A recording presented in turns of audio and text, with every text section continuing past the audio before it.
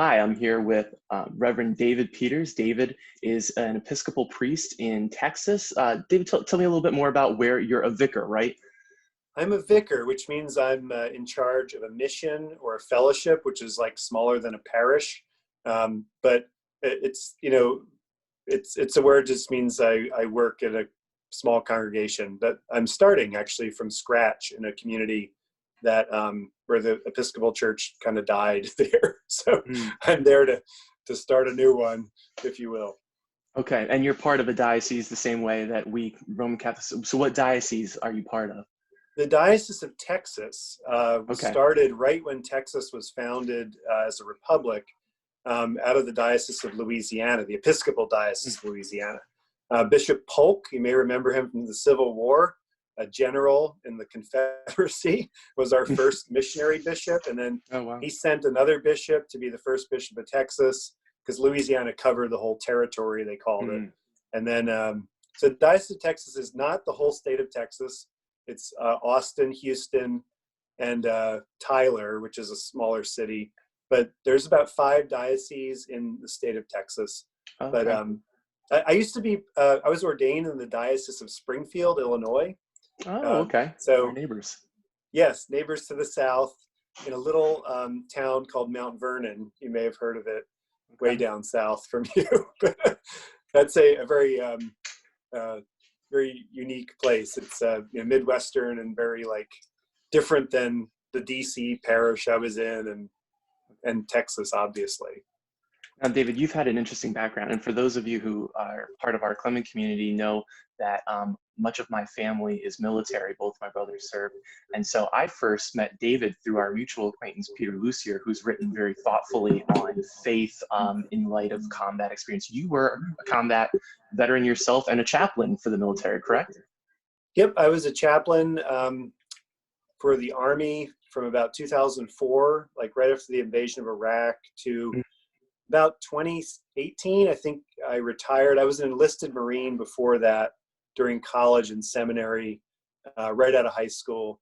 So those two experiences, one a peacetime Marine reservist and a active duty Army chaplain in Iraq, those were very different experiences, but I never thought the military would be such a big part of my life as a young person. I was like, I'm going to serve in the reserves and I'm out of here, never coming back. And the more I spent in the military, I realized there's no way I'm going to stay. Well, one thing led to another, the Iraq invasion, a need for chaplains. I was working as a youth minister in a small Pennsylvania Mennonite Brethren church when I was like, I got to do, maybe I can be part of this. Maybe I need to be part of this. I've had this experience. I'm qualified to go. So that was what started that, the rest of my career life. So I came here to Texas in 2012, left the Army Reserve in 2018. So I'm retired as a reservist now. It just means you don't get any money or health care until you turn 60. And then that happens, I guess. Hopefully we'll all have health care by then. So it won't be a big deal. So when you were deployed as an Army chaplain and you were an officer, did you make sure you earned chops by saying, but I was an enlisted guy at one point? Occasionally I'd pull that out. The Army, there was a lot of us who had done time in the Marine Corps before the Army, because the Marine Corps is very hesitant to re-enlist people. So a lot of those folks that didn't re-enlist, there was actually a lot of former Marines in the Army that I served with because they were desperate. Army was desperate for more people. We need more people. So they were recruiting out of the Marine Corps. Occasionally, my thing with being prior enlisted though is it kind of, I could pull that out and say I was a prior enlisted person, but all those things, whether it's a Ranger tab or jump wings or whatever it was for chaplains, that gave you about 3 minutes of credibility with people. After that, you were either a good pastor to them or you sucked and they moved on. So I found the people that they wanted me to be a chaplain, not a not a Marine, although one guy who was really weird, I've written about him in one of my books. He was a mystic in some ways. He would give me little talismans and things to ward off evil spirits and while we were in Iraq. But one day he came up to me and he always had really kind of kooky but true things to say. But he said, you preach like you're in the army, he would say. He'd listen to me. You preach like you're in the army. You need to preach like you're in the Marines. Like, preach like a Marine, he said. And I've always like felt that as like, oh, like Jesus taught with authority, not as the scribes, they said. And I was like, use your authority. You get like 10 minutes, 12 minutes, 13 minutes up there. You might as well like tell it like it is. And Kierkegaard also said stuff like that too. Like, preach like you're on the bedside of a dying person. Don't prepare anything, just like go for it. Make your case. So. Speaking of preaching and pastoral care and all that, you coming out of your experiences, you wrote a book, Post-Traumatic God. So you really have meditated a great deal on the experience of trauma and this kind of really extraordinary circumstance that many combat veterans face. What have you learned about trauma and healing, and from a faith perspective? I think that trauma, or any experience that turns your world upside down, to me, that's what trauma means. It means wound in Greek, like literally, but it also means something that wounds us not only physically, but makes us not feel safe anymore, makes us feel like whatever we had before isn't there anymore. I feel that now with COVID-19 lockdown. I fear my neighbors. I fear people not taking this seriously. I also, and it's physical. I will have a physical reaction sometimes, like when I'm near people. And so there's like a sense of the body keeps the score. That's Bessel van der Kolk's book about trauma. So in trauma, everything gets reorganized. Your sense of safety, who you can trust, what you can trust. And that's what faith is trust. So our spiritual lives are going to get turned upside down too. And that means different things for different people. For me, it meant that my very like basic religion that I took with me to war and into a divorce that followed shortly after, that what I took was, you do things right and good things happen.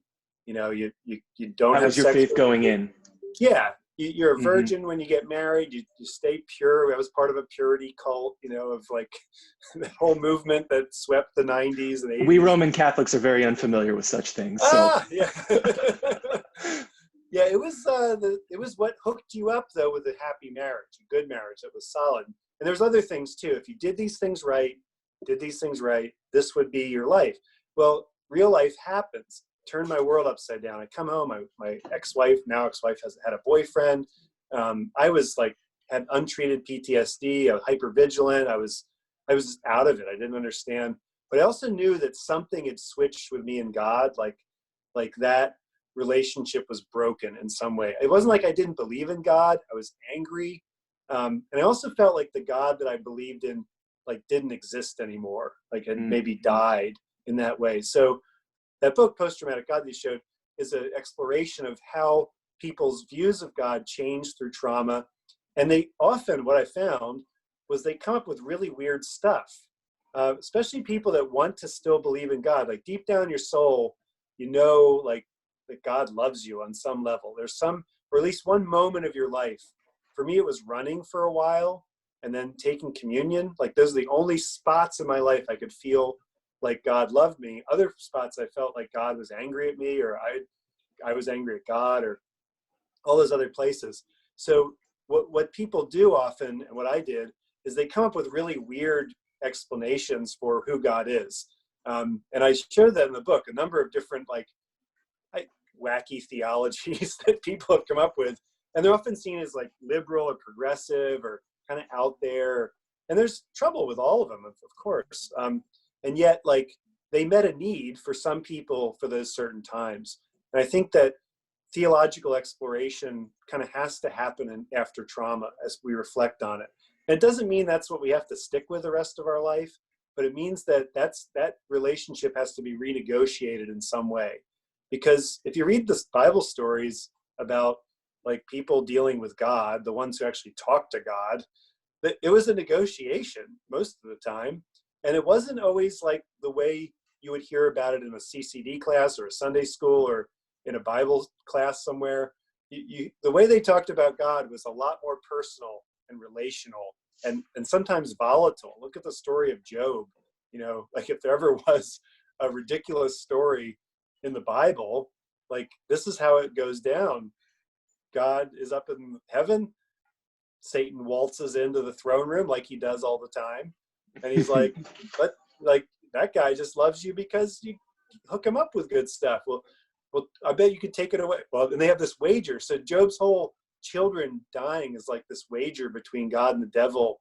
I mean, it's a crazy story. And when you confront that in trauma or after trauma as a person, especially an American person today, where we've had a pretty decent time of it overall compared to like world history for many ways. That view of God can send us through the roof. Either God is not powerful and can't help us with anything, or that God is not good. God's pretty powerful, but God is not good, and God won't help us because God really doesn't care. And I felt that way. I felt like if God loved me, God would have brought my marriage back together because that's what I wanted. And I feel like that's what God wanted too, right? God doesn't like divorce. God doesn't want people to break up and stuff. So I was like, you owe me this, you know? And but that didn't happen. And it was very like, all that just threw my world upside down. And so that's what I try to write about, is that people going through this crisis now are going to have to like really look up at the stars at night, like Abraham did, when he doesn't, like, the thing God promised him didn't happen, like, for a really long time. He looked up at the stars. He was like, you know, I mean, God does talk to him at night and tells him you're going to have descendants like the stars. But how many nights did he go out there and just like look up? I find myself doing the same thing. I wander out my front door like all day long, and I look around the street, I look down, and I go back inside, and I'm like, I feel like Abraham in that way. Like, hey, like, I was supposed to start a church in Pflugerville like a year ago. I started. I've been working hard. Like, it has cost me like emotional labor and life, and like, people are coming to church that have never gone to church before in their life, or they haven't been Christians before, or they're like, you know, this is like, this, a lot's been happening and it's gone. Not really, but it feels like that. And so I think a lot of people are feeling that, like, where is God in all this? And anybody who gives you an easy answer, like, you got to like close your ears, you know, don't listen. That's their easy answer for them. And sometimes we have to tell ourselves, easy. I do this sometimes. I tell myself a simple answer that helps me get through something. I did this in the military.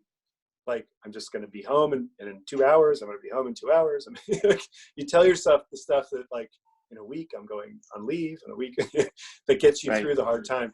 But you can't really tell other people that. And that's where I think in this crisis, you got to be really careful.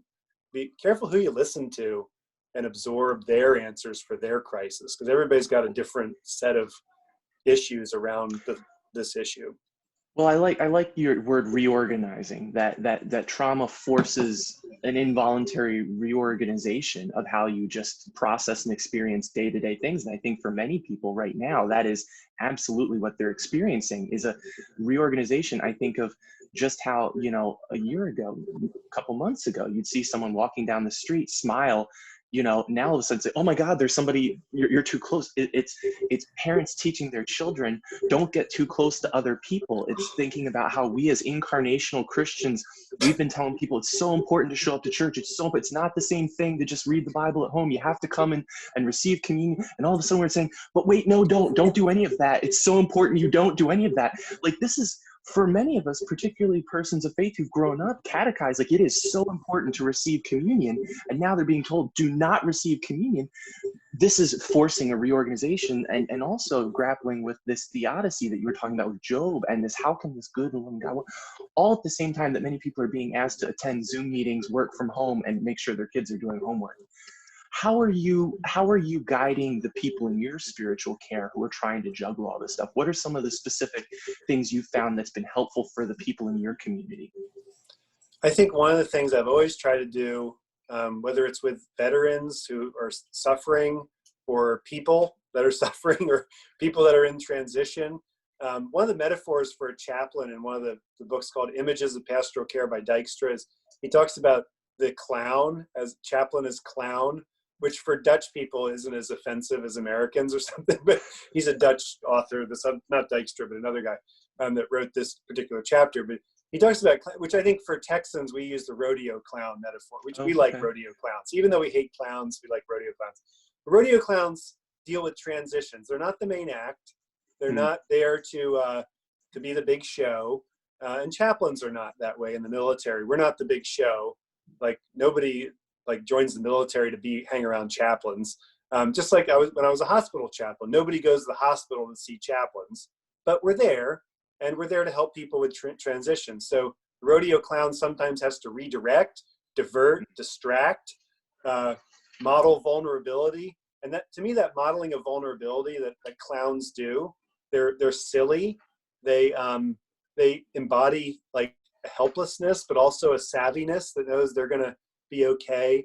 And also this idea that they're not a threat to anybody. I think for clergy and church people right now, Christians all over, we've got to show that we're not a threat. We're not here to take people's money, even though we need money to mm. run churches and stuff.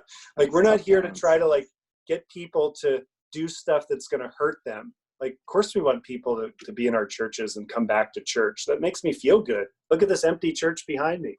You know, it's depressing, but modeling vulnerability helps that. When I share my longing for the Eucharist, when I share my longing for community, um, last night there was a family of 3 that came by our house. They were looking at we have dinosaurs out in the yard for kids to look at all the time before COVID-19. We had these out there, but this little family came by, and I waved, and the little boys looking at the dinosaurs and naming them all, and they said, we moved here 3 weeks ago from Bangladesh, and Oh, wow. like to go to UT, to go to school here. And we didn't know like this was going to happen, and we had to move. And this little boy is the same age as my son. So we got 2 parents, and the little boy wants to run up and play. And we're like what you said, trying not to be like, rude, but like, Yeah. don't do it. Don't. And this is this, like, that should be acknowledged. So we both laughed about it. We said, this is Hmm. ridiculous. We know Hmm. that's how it has to go. So I think modeling how ridiculous of an experience this is helps, in the sense that we're not trying to, I do all my church meetings. I am a clergy haberdashery freak. I love wearing my cassock and clerical collar and all that stuff. But, I wear a t-shirt every single day. I do church in a t-shirt from my little chair here, a stand-up desk. Like, I am not pretending like this is normal church at Mm, all. Like, and I don't mm, have a building anyway. We meet in a wine bar that they've welcomed us into. So I don't like have a building that, I mean, I could go up there and they let me do the church service from the wine bar. But I'm like, I'm not gonna like try to do more than I can. I'm trying to survive here too. I've got to yeah. like make it through this as well. Yeah, I And like that so modeling vulnerability piece. I also like that not pretending things are normal, which I think is something that families in particular are struggling with. How do we kind of model normalcy for children who crave that, get up at the same time, we're going to do home, but also acknowledging this is not normal.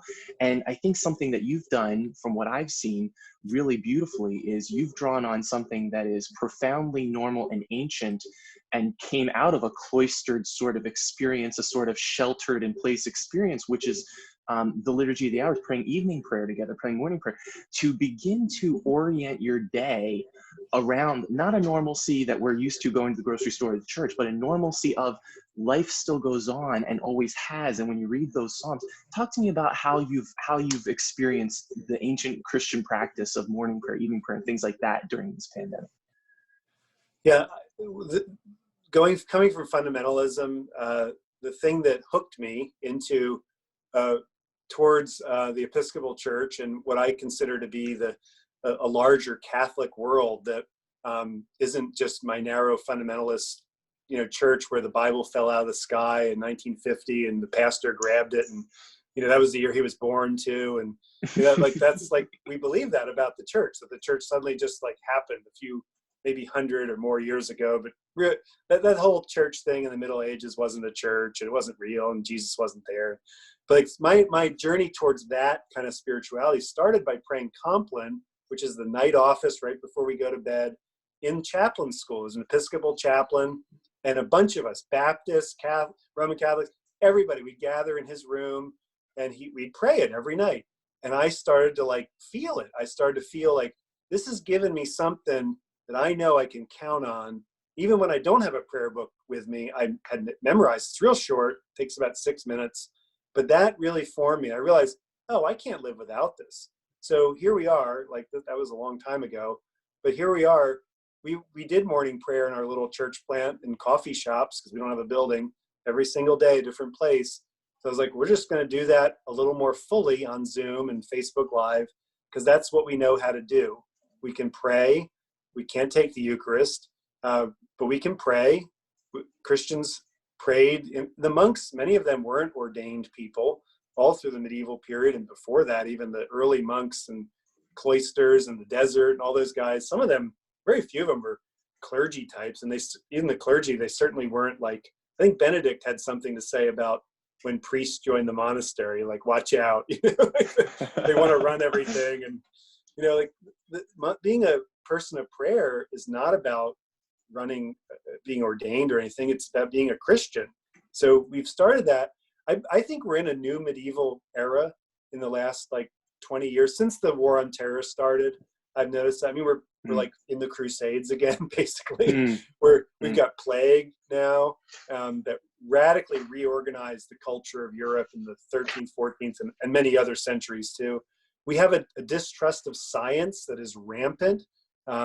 People are following folk remedies and folk religion in a way that they've never been able to before because of the internet. Like, I know we have all this technology and stuff, but I feel like we're even going back to like mandated dress codes for different like occupations and things in a way that I think we might not have done before. So like, I think the project of a lot of modernity has kind of ground to a halt. We've seen where that led us into, the Cold War, World War II. And now we're in this other place where people like in the West here, like, white people, I'm just referencing, we say like, how in the world could anybody join Al-Qaeda, or ISIS? How in the world could a young man leave Europe? And I'm like, don't you realize what they're offering? They're offering somebody like a meaning and something, a life or death meaning. And our culture does not offer that really. Well, not up until now. And now it's starting to say, look, here's a profession like being a firefighter or being a EMT right now that really puts you in a place that is way beyond what the military people are put in. It's a much more dangerous that search place. for meaning, I think, is so relevant right now, particularly with our shared lectionary this coming Sunday, the disciples on the road to Emmaus. It says they were conversing and disputing what these events might mean. They've just been through this world shattering, altering sort of tragic event, and they're going, where is God in this? What is the meaning? And they're trying to make sense of what at the time feels like just complete senselessness. And so I love that you single out that right now we're all kind of in our own ways grappling with the meaning of this, but we're drawing on, for me personally, when I read through some of the divine office, I'm like, these are not new struggles and searches. These, dealing with tyrants and plagues and natural disasters and moral evil. This is literally all in there in the Psalms, in the scriptures. And so I think it's really cool that you've harnessed some of the technology that allows us, even despite being apart, to be together. And one night I was able to join you for prayer, which I just found to be a beautiful, it was, because I thought, here's an irony, which is that we could do this anytime, right? We could arrange for Christians of different denominations to stop what they're doing, come together and pray evening prayer and say, whatever we may not completely agree on, this brings us together and unifies us. This is central to who we all are as followers of Christ. And it took a pandemic for me, a Catholic employee of the church, to jump on an evening prayer hosted by another church. So I just think it's a beautiful witness that you've shown how even during this time of profound separation, there can be opportunities for Christian unity in a way that maybe we haven't thought of before. Yeah, and I've seen that other places too in church. In fact, the leaders of our churches pray a lot together, more than we do usually. The Pope and the Archbishop of Canterbury have had numerous prayer meetings together, and they'll do evensong or some other prayer Mm-hmm. meeting that's a prayer service, no Eucharist, and like pray together as Christians. One of the this last summer I went to Canterbury Cathedral in England, Kent, and that's where Thomas Becket was murdered. Um, Mm-hmm. and there's a spot, a big carved plaque there that says, I forget which pope it was and whichever archbishop it was, but they knelt here on this anniversary and prayed here together. These are like these things mean a lot to people, and I don't know if like the average Episcopalian knows that we can pray together. Like that's a Christian thing, and Yeah. especially if you have a pattern of prayer that's already written down, it makes it a lot easier. We did a benediction service in Tyler about 8 months ago for a veterans anniversary. It was right around Veterans Day, and it was the Roman Catholic Fellowship Campus Newman Center, I think it was. The and then the Episcopalian group, and then a Reformed University Fellowship came as well. Which Reformed people are generally not big on benediction, but they were, and they loved it, and we all did. And it was Very a cool. great way to like say we prayed a litany together. It was like, man, we should do that more often. I love communion, and that fact that we can't like share that Yeah. is Yeah. sad, and it's like I Yeah. can't fix that anytime soon. I'm not going to go around pretend like it is fixed and all that, but this other stuff is real, and we need to start doing it. I think there's a Yeah. danger for me as a convert to a Eucharistic centered church. I came from a Mm. non-Eucharistic centered church, so like to me everything's about the Eucharist, like everything. And so we all were caught up short about a month ago when our bishop Mm-hmm. said, no more Eucharist, like in the church and nowhere else, and you can't go deliver it. You can't drive by it, drive by. Um, you So know, here we are, reimagining, reorganizing, and using technology. And despite some of the challenges of technology, before I let you go, I have to make sure everyone knows that you have used technology more creatively than most. You are the person that convinced me to join TikTok because ah, you last summer started using TikTok as a kind of virtual space to, I would call it evangelization, but not in the kind of proselytism way, not in kind of in your face way, but you kind of got caught up on some of these memes and were really just showing a very non-threatening, vulnerable, silly to your point, that rodeo clown thing with the changing of yeah. the outfits, the chasubles and the vestry and stuff. Tell me about what it's been like being a priest on TikTok. Well, you get a lot of jokes about being a pedophile. I'll tell you that. About a third of the comments, and this is where like Episcopalians, we say, oh, we're not Roman Catholics. We're not. Well, we are. We are all Christians, and Mm. when one church has an issue, we all do. People think, if you think like the scandal at the Baptist Church doesn't affect you, like as another kind of Christian, or the scandal at the Roman Catholic Church, scandal at the Episcopal Church. And every church has had scandals. So like I get a lot of that at first. I was like really shocked by that because they're teenagers. These are young Mm. people who are like cynical. And Wow. so at first I was like, here I am just having a good time, like sharing good news. And this is what I get. So it made me realize like the other thing a lot of people commented was, you look really happy. And I was Mm. actually struggling that summer with depression and anxiety, like I've never probably dealt with in maybe 5 years or so, in a way that, so this was like kind of my way of trying to like sublimate some of that and like have a way to express these feelings in a way that like I just couldn't so it was always surprising to see like how happy I was, but like I was at that moment, because I was like, this is something I can do that when I feel like everything else in my life is like not really working the way I want it to work, I can make this work, and it works. So you're really happy. And I was like, people really think that clergy are miserable. Like young people and they must see this when they're kids and they wander into a church and somebody scolds them or something, or they're too noisy, whatever it is. We've created that impression that they carry with them. And then they leave church when they turn 12 or 13.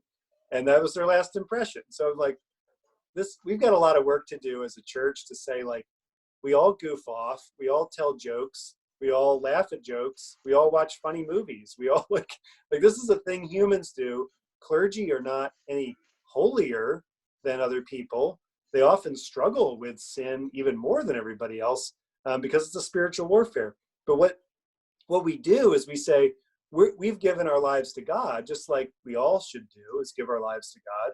And we're here to like share that good news. It's really good news. It's not about trying to, I mean, there's nobody that's attended my church from TikTok. I'm a church planner. I need to recruit people, like I'm in sales, Yeah. like Yeah. Well, I love I it. meet people.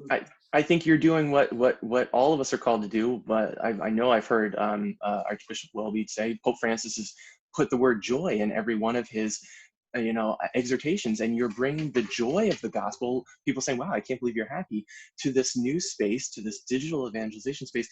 And to your point, something I've noticed too, because I'm a former youth minister, college campus minister, is the woundedness and the cynicism, as you said, of many young people, and saying, so how are we as church called to offer healing and welcome? And one of the things I've noticed especially is how many teenagers who maybe haven't found welcome and consolation in real life, whether they're queer teens, whether they're bullied teens, whether they're minorities in a predominantly white school, they find community. And to your point, they channel some of that negative experience into unbelievably creative things, but also share their pain and vulnerability with the world. And they're begging for the church and religious communities to welcome and love them. So I really value people like yourself who are out there saying, how do we let them know that we value them, that we affirm them, that we want them here, And you can't just say it like, oh yeah, we like everybody, because they also are really, they know churches are struggling with people, especially like mainline churches like mine. Like we're always like fretting about like the church is dying and we want enough people in a few years. And it's like, so they know we're looking for like hunting for souls. Like we want more butts in the pew every Sunday to make us feel good or give more money. Or so people are real savvy about like marketing campaigns with churches. And Jesus was too. Like he would drive people away with some pretty harsh statements, but he always had a way with people that were at the bottom of the press. Like he had a way of talking to them in the way they could understand. So this is nothing new. Christians have been doing this for ages, and using technology to get the word out, like Zoom. And I wrote a funny piece for Christianity Today about St. Paul using technology to pastor the Corinthian church, where he's like frustrated with them. He's like writing these letters, and these letters are just like up and down emotionally, and they're like frustrated. And then he's like euphoric. He misses them. He closes the letter like, I want to kiss you. That's what he says at the end.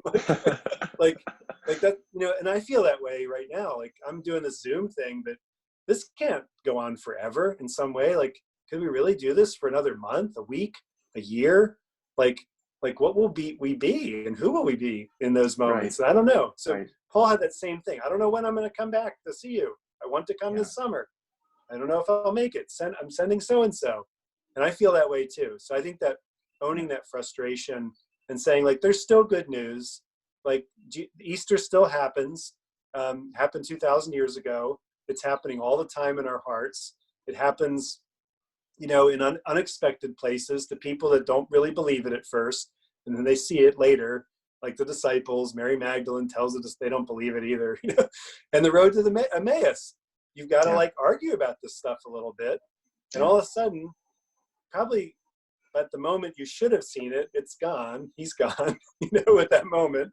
But he's still with them because he promised he would be with them forever. So when two or three are gathered, even if it's over Zoom.